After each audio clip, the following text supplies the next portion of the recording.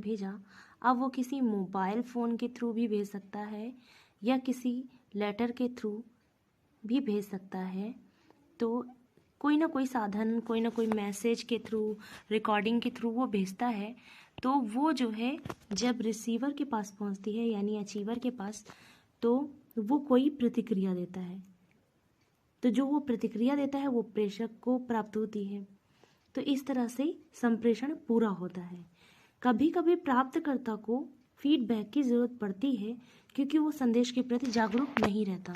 तो बीच बीच में उसको फीडबैक की भी ज़रूरत पड़ती है कि वो संदेश के प्रति जागरूक हो और उसके प्रति जागरूक होकर उसको पढ़कर उसको प्रतिक्रिया दे। तो हम इसका अब पढ़ लेते कि प्रेषक क्या होता है। प्रेषक एवं माध्यम की सफलता का मूलाधार संदेश होता है। संदेश को सामाजिक विषमता, जातिवाद, संप्रदाय, भाषावाद, अन्य बुराइयों से आच्छादित नहीं होना चाहिए। यानी किसी भी बुराई का या जातिवाद का या भाषावाद का जो है संदेश पर प्रभाव नहीं पड़ना चाहिए, बल्कि इसके स्थान पर लोगों में प्रेम, सहानुभूति, सहयोग, सह-अस्तित्व, शांति एवं आपसी सौहार्द को बढ़ाने वाला होना चाहिए। संदेश ऐसा हो जो शांति को बढ़ावा दे, प्रेम को बढ़ावा दे लोगों में और सह अस्तित्व की भावना से भरा हो। नेक्स्ट है शिक्षण संप्रेषण, मतलब जो प्रेषक होता है वो इन सबसे युक्त संदेश भेजता है। तो प्रेषक मेन संदेश ही भेजता है और निम्नलिखित बिंदु जो है उसके प्रेषक को अपना संदेश भली भांति प्रेषित करने के लिए निम्नलिखित बिंदुओं की आवश्यकता होती है। अगर आप संदेश भेज रहे हैं तो आपका संदेश कैसा होना चाहिए? सबसे पहले तो विश्वसनीय होना चाहिए। और जैसे कि शिक्षक छात्रों को अगर संदेश दे रहा है यानी पढ़ा रहा है, संप्रेषण कर रहा है, तो छात्रों के बौद्धिक स्तर का उसे ध्यान रखना चाहिए। कक्षा 2 का छात्र है तो उसे कैसे पढ़ाना है, और कक्षा 5 का छात्र है तो उसे कैसे पढ़ाना है, और 8 का है तो कैसे पढ़ाना है, उसकी बौद्धिक क्षमता के अकॉर्डिंग ही उसे पढ़ाना चाहिए। उद्देश्य की जानकारी, वो शिक्षण दे रहा है तो उसे उद्देश्य की जानकारी भी होनी चाहिए। जिस उद्देश्य से हम पढ़ा रहे हैं क्या हमारा शिक्षण उस उद्देश्य में सफल हो रहा है। स्वयं का व्यक्तित्व, अपने व्यक्तित्व पर भी उसे ध्यान देना चाहिए क्योंकि बच्चों पर इनडायरेक्टली आपके व्यक्तित्व का भी प्रभाव पड़ता है। विषय वस्तु का चयन, सही विषय वस्तु का चयन आपके शिक्षण को प्रभावशाली एवं उत्तम बनाता है। प्रेषक को संदेश भली भांति प्रेषित करने के लिए विषय वस्तु का चयन करना चाहिए कि वो क्लास में क्या पढ़ाए। और पाठ्य योजना का निर्माण, पाठ्य योजना का निर्माण आप क्लास में पढ़ाने से पहले सही पाठ्य योजना का निर्माण करेंगे तभी आप अपने लेसन को अच्छे से प्रस्तुत कर पाएंगे। उचित शिक्षण विधि एवं सहायक सामग्री का प्रयोग। शिक्षण विधि, ऐसा नहीं है कि सिर्फ पाठ्य योजना बना लिया, आप अच्छी शिक्षण विधि यूज करेंगे कि खेल विधि से बच्चों को पढ़ाना चाहिए, कि व्याख्यान विधि से पढ़ाना चाहिए, कि कहानी कथन मेथड अच्छा है। तो ये सारी शिक्षण विधियाँ आपको ध्यान रखनी होंगी। उचित शिक्षण विधि लेसन में प्रयोग करनी है आपको, और सहायक सामग्री का प्रयोग करना है। वैयक्तिक भिन्नताओं का ध्यान रखना है, हर बच्चा भिन्न होता है ये भी ध्यान रखना है, तो उसको उसके वैयक्तिक भिन्नता के अकॉर्डिंग पढ़ाना है। कक्षा का वातावरण, कक्षा का वातावरण भी लोकतांत्रिक होना चाहिए। बालक का मानसिक एवं शारीरिक स्वास्थ्य अच्छा होना चाहिए, इसलिए आपको जांच भी करते करना है कि ऐसा तो नहीं कोई बालक बीमार है और वो तो फिर वो उस हिसाब से नहीं सीख पाएगा जैसे सामान्य बच्चे सीखते हैं। तीसरा है विषयों के सह संबंध पर आधारित शिक्षण संप्रेषण। और अभिप्रेरणा, निष्पक्ष भाव, आपका किसी भी बच्चे के साथ पक्षपाती व्यवहार नहीं होना चाहिए, आप सभी के साथ समान पेश आए। संदेश क्या होता है? संदेश जो प्रेषक द्वारा प्रेषित किया गया है। संदेश से आशय पाठ्य वस्तु से, आप क्लास में जो प्रेषक है यानी जो शिक्षक है आपका, वो पाठ्य वस्तु पढ़ा रहा है तो वो पाठ्य वस्तु संदेश के रूप में बच्चों को दे रहा है। अगर ग्राही यानी शिक्षार्थी उसे सीख लेता है तो ही उसका संप्रेषण पूर्ण कहलाता है। कि जैसे दूसरे व्यक्ति को यदि एक व्यक्ति द्वारा दूसरे व्यक्ति को सूचना या जानकारी दी जाती है और दूसरा व्यक्ति उसे समझ लेता है तो ही संप्रेषण कहलाता है। संप्रेषण पूरा होने के लिए संप्राप्ति की आवश्यकता होती है। किसी के द्वारा कही गई बात को उसी तरह समझ लेना संप्रेषण है। जैसे वो कहना चाहता है वैसे ही समझ लेना संप्रेषण है। उदाहरण के लिए प्रेषक स्कूल, स्टेशन, स्थान आदि शब्दों को शुद्ध बोलना एवं लिखना सिखाना।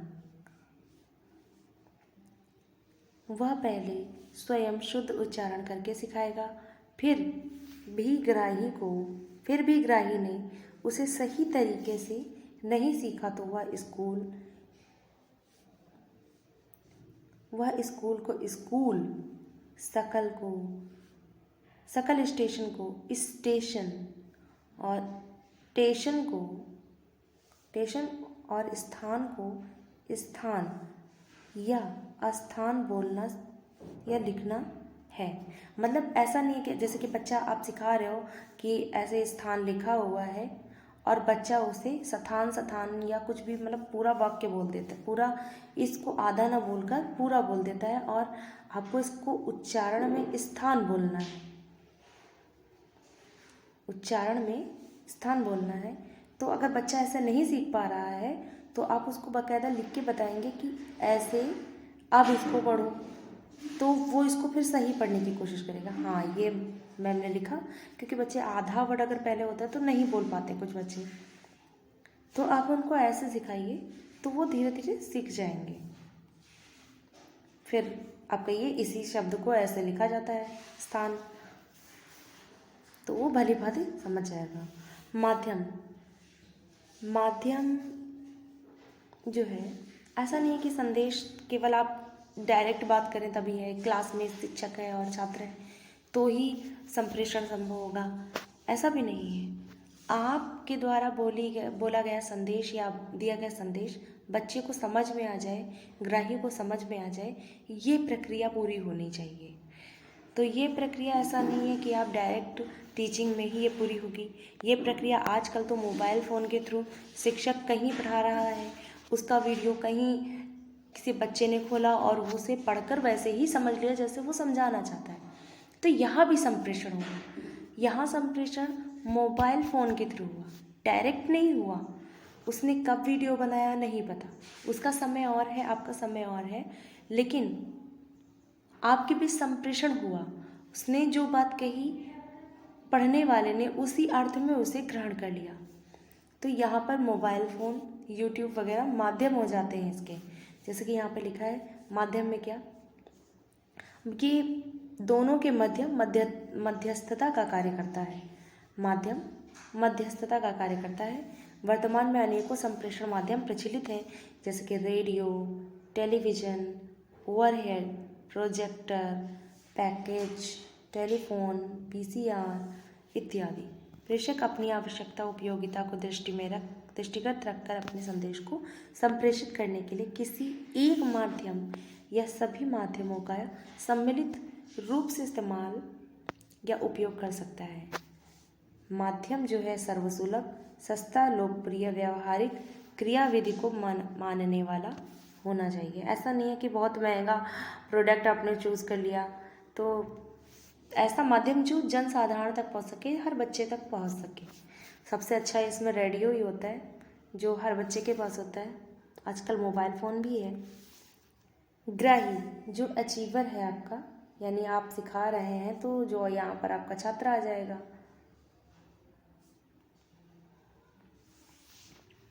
ग्राही अर्थात ग्रहण करने वाला या प्राप्त करने वाला। सीखने वाला संप्रेषण के द्वारा दिए जाने वाले ज्ञान को ग्रहण करने वाला ही ग्राही कहलाता है। जो संदेश दिया जा रहा है उसे प्राप्त करने वाला या सीखने वाला, संप्रेषण के द्वारा दिया जाने वाला ज्ञान को ग्रहण करने वाला ग्राही है। यहाँ से संप्रेषण के द्वारा ज्ञान को ग्रहण करने वाला ही ग्राही कहलाता है। संप्रेषण के 3 प्रमुख घटक हैं: संप्रेषण, संदेश और ग्राही। संप्रेषण कब होगा? जब संदेश होगा और उसे ग्रहण करने वाला होगा, और यहाँ प्रेषक होगा, यानी ये प्रेषक हो गया, यानी प्रेषक हो गया। प्रेषक से किसी माध्यम के थ्रू ये जो है संदेश गया, और ये किसको प्राप्त हुआ? अचीवर को या रिसीवर को, इसको ग्राही। तो इस तरह से संप्रेषण के 3 घटक मुख्य हैं।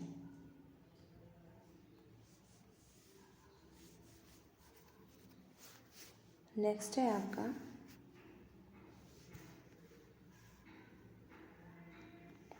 प्रतिपुष्टि। जिस प्रकार अधिगम की प्रक्रिया में सीखने वाला व्यक्ति सीखने की ओर उत्सुक करने के लिए, अब जैसे कि आप लोग देखते कि आप लोग का पढ़ाई में मन नहीं लगता है, तो आपको मोटिवेशन की आवश्यकता होती है कि तरह तरह के मोटिवेशन वीडियोस आप देखते हैं और बहुत सारे मोटिवेशन कविताएं आप सुनते हैं। तो इसी तरह के मोटिवेशन की आवश्यकता बीच बीच में सीखने वाले को भी जो है मिलती है। जैसे कि जिस प्रकार यहाँ पर लिखा हुआ है, जिस प्रकार अधिगम की प्रक्रिया में सीखने वाला व्यक्ति को सीखने की ओर उत्सुक करने के लिए बीच बीच में पुनर्वलन या पृष्ठपोषण दिया जाता है, यानी फीडबैक दिया जाता है, जिससे सीखने में तारतम्यता, क्रमबद्धता एवं ध्यान की एकाग्रता बनी रहे। आपको जब मोटिवेट किया जाएगा तो आप पुनः जो है आप स्टडी की तरफ रुचि लेने लगेंगे, और रुचि लेंगे तो आपकी एकाग्रता बढ़ेगी। उसी प्रकार संप्रेषण की प्रक्रिया में भी प्रापक को समय समय पर प्रतिपुष्टि देना आवश्यक होता है, जिससे वह संदेश के प्रति जागरूक रहता है। प्रतिपुष्टि से प्रापक यानी प्राप्तकर्ता नए जोश का संचार होता है, और वह प्राप्त संदेश को वह करके देखने एवं उनकी व्यवहारिकता की ओर वह प्रेरित होता है। उसकी ज्ञानात्मक एवं भावात्मक विचारधाराएं क्रियात्मकता की ओर अग्रसर होती हैं।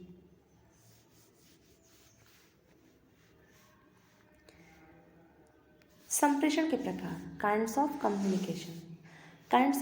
कम्युनिकेशन। तो यहाँ पर आपको बताया जा रहा है कि कम्युनिकेशन के कितने प्रकार होते हैं। तो हम देख लेते हैं। संप्रेषण के 2 प्रकार होते हैं। एक होता है शाब्दिक संप्रेषण,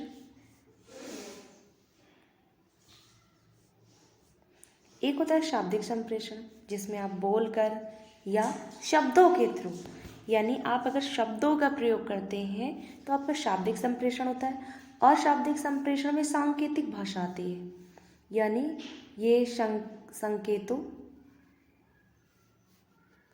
या इशारों के द्वारा।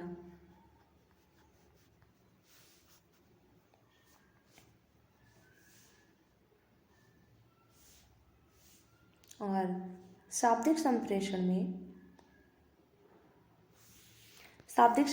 में मौखिक संप्रेषण और लिखित संप्रेषण होता है। मौखिक संप्रेषण में आप बातचीत कर सकते हैं, व्याख्या कर सकते हैं, कहानी सुना सकते हैं, प्रश्नोत्तर कर सकते हैं। मौखिक या बोलकर संप्रेषण यानी बातचीत कर सकते हैं। तो इसमें मौखिक में क्या है, वाणी या आवाज़ द्वारा संप्रेषण होता है।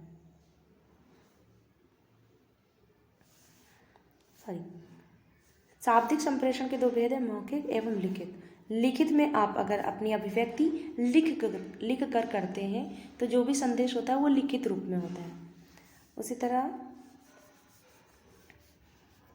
ये जो अशाब्दिक संप्रेषण होता है, अशाब्दिक संप्रेषण छूकर या स्पर्श करके विभिन्न तथ्यों का संप्रेषण किया जाता है।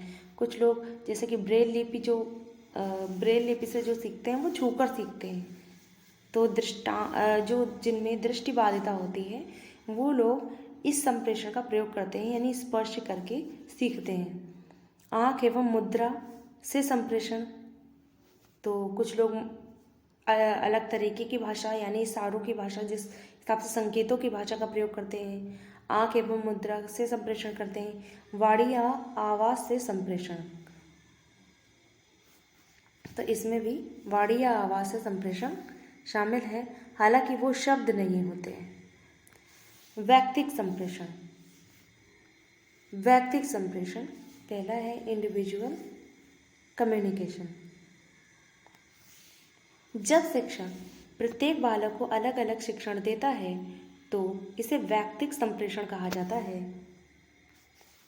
जब शिक्षक जो है हर बालक को अलग अलग संप्रेषण देता है तो इसे वैयक्तिक संप्रेषण कहा जाता है। वैयक्तिक संप्रेषण के उद्देश्य क्या है? छात्रों की रुचियों, अभिरुचियों, आवश्यकताओं, मानसिक योग्यताओं के अनुसार शिक्षण देना, विशिष्ट योग्यताओं एवं व्यक्तित्व का विकास करना, साधारण बालकों को उनके पसंदीदा क्षेत्र में आगे बढ़ाना तथा क्रियाशीलता का अवसर देना।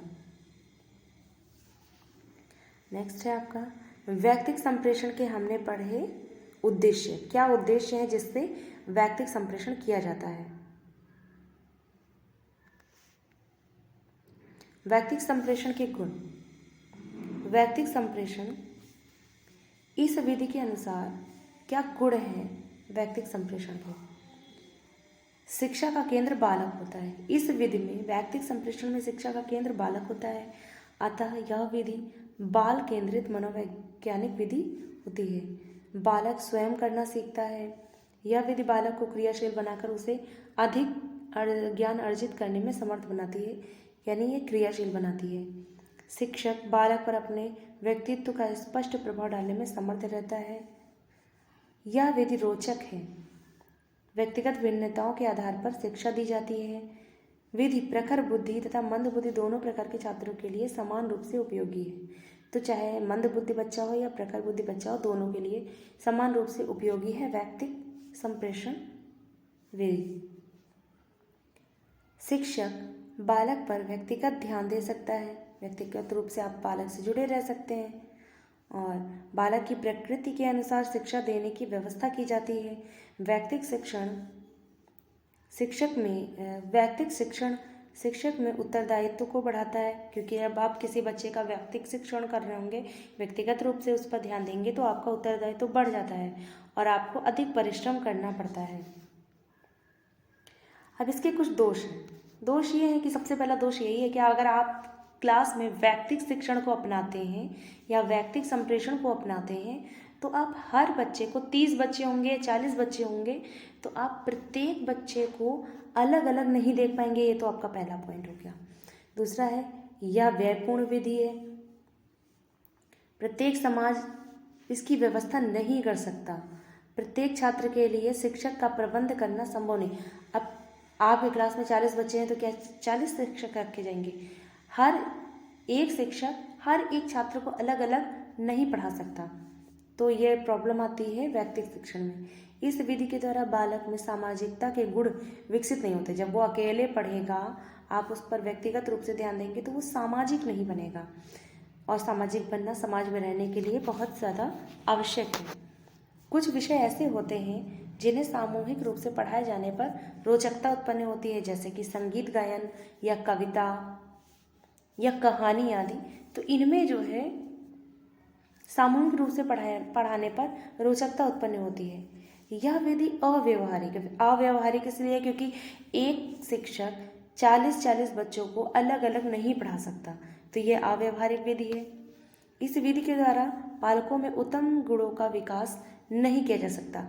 जब बालक सबसे अलग रहेगा तो उसके अंदर अच्छे गुणों का विकास नहीं हो सकता।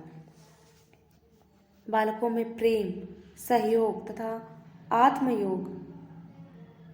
आत्मत्याग, बालक में प्रेम, सहयोग तथा आत्मत्याग की भावना का उदय नहीं होगा। जैसे कि बच्चा ग्रुप में रहता है तो कभी कभी उसे कुछ अपने मन का भी नहीं करने को मिलता, तो धीरे धीरे वो समझ जाता है कि ये चीज़ अच्छे के लिए है, कि कुछ चीज़ों में हमें जिद नहीं करनी चाहिए। लेकिन अगर आप उसको अलग पढ़ाएंगे तो पहली बात तो उसमें सामाजिकता का विकास नहीं होगा, सहयोग की भावना भी नहीं बढ़ेगी। प्रेम, जब वो किसी के संपर्क में नहीं आएगा तो प्रेम कैसे बढ़ेगा? और त्याग की भावना, कि वो कैसे किसी चीज़ को छोड़े, वो जिद्दी हो जाएगा। अकेले रहने वाले व्यक्ति अक्सर जिद्दी होते हैं। इस विधि में प्रेरणा, प्रोत्साहन और प्रतिस्पर्धा का सदैव अभाव रहता है। प्रतिस्पर्धा नहीं होगी तो सीखने में रुचि उत्पन्न नहीं होगी। बालक में दृष्टिकोण को संकुचित करती है।